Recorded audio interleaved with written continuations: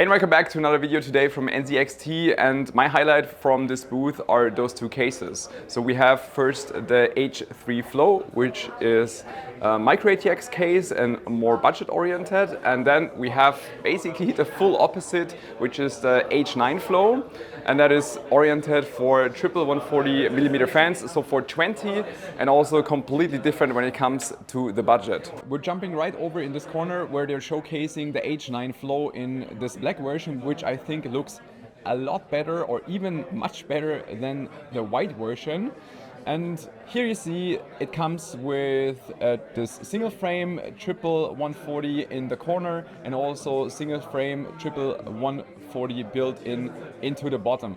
And that's the thing kind of with NZXT, you know, they're doing this very sleek, elegant design, but you kind of have to stay within the NZXT environment because it all fits very well together, but only if you really go with the NZXT solution. So for example, if you would pick other 140mm fans that might have a different height, for example, it will definitely not look as great. So you're kind of bound into getting exactly how it looks like here. If you like that, then that might be your thing.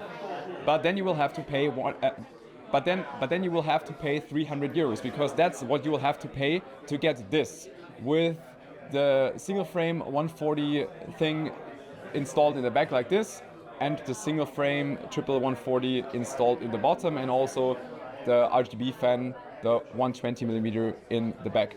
Also, you might notice that this is the new AAO from NZXT, and it's also using this single frame triple fan thing, but even in a push-pull configuration on top. So at least there is sufficient space in the top that you could either do this push-pull configuration with a thinner radiator, or you could go with a standard size radiator but a thicker fan. The H9 Flow RGB Plus, that is how it's called, with the fans pre-installed, is a quite spacey case, as you can see, with the 5090 almost getting lost in there. But it also means that it helps a lot in terms of cooling, so you have a good amount of fans, good ventilation in this case. And one more reason why I would prefer the black version is because if you pick the white one, then you probably also have to get the white fans from NZXT to make sure that the exact white color tone is matching.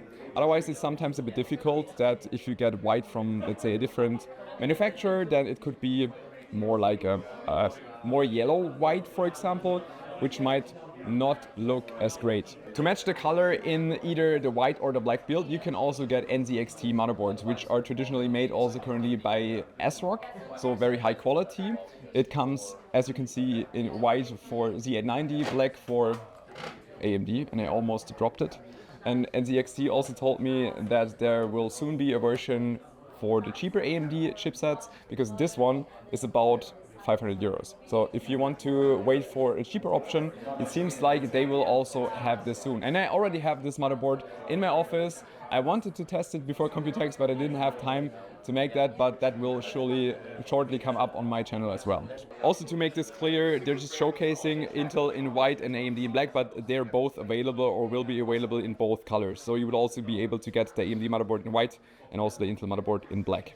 The same AIO that we saw in the system over there in the black one is showcased here standalone, and that's the Kraken Elite, made from Cool IT, with this 2.7-inch IPS LCD display built in, 640 by 640 pixel, which gives it a fairly high pixel density. And that is what I like about this LCD cover on top, so it looks really, really good. One more thing I absolutely love is how soft the tubing is. So it should be very nice to install, and also that the cable is routed through the sleeving in here.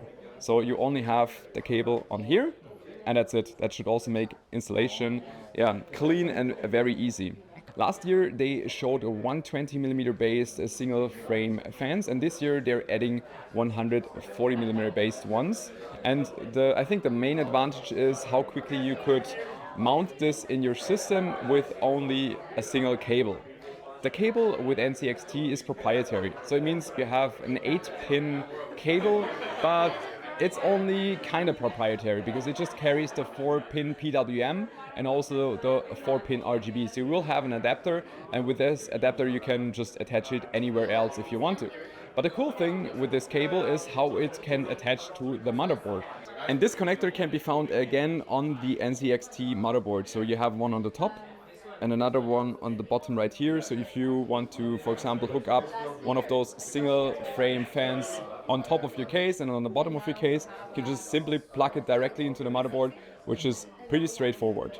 As you noticed, it was super loud at NZXT, so I'm just doing this part again. The H3 Flow is a super attractive option for building a micro ATX system because it's only going to be 80 euros and it looks super sleek. In the front you could mount up to 280 radiator and in top 240 radiator. And depending on your fan configuration in the front, you can fit up to 377mm length graphics card and quad slot height.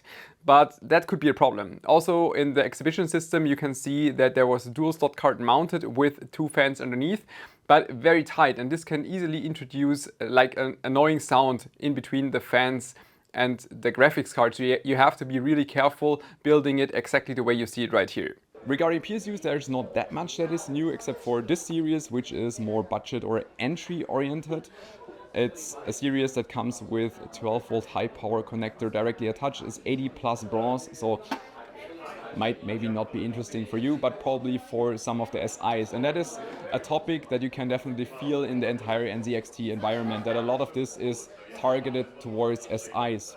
For example, if you would get the H9 Flow with the fans pre-built in, then you get the NZXT motherboard. You just plug 2 headers and everything is already connected. Then you get the NZXT AIO, which only has 1 connector. All of this together, it's extremely convenient and extremely quick and easy to build. That is something they're like focusing on. That's something I like. And if you like the NZXT design, then this could be something for you. Otherwise, it's sometimes a bit too much in their own cosmos, in their own environment, if you say it like that, if you know what I mean.